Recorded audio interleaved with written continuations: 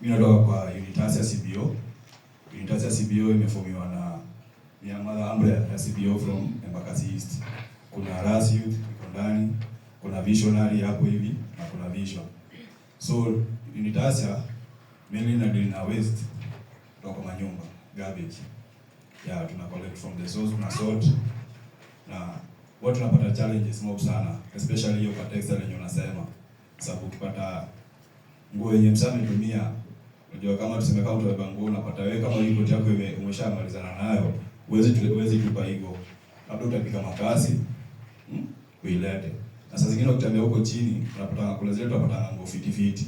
Tunapata kuna CBO fulani tutakwanga nayo huko sehemu ya Mkorokocho, inajitanga sisi kwa sisi. Tunapata hizo manguo, wanaenda wanapatia watu hii, which is orphanage.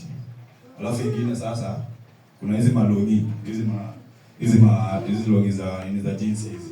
Hizo tu tumepanda ndani sukuma, ukitembea huko chini, huko kwa mto, utapata malogi zimewekwa, alafu hapa sukuma ndani. So unapo kuna benefit tunapata kiasi. Alafu kingine bado kuna hii ugonjwa wa ngozi. Unapata kama nikipata koti kama yenye mzee amedunga hii. Unajua mimi tola niko fiti sana. Mimi sitaifuata tena ni dunga unapata ugonjwa wa ngozi.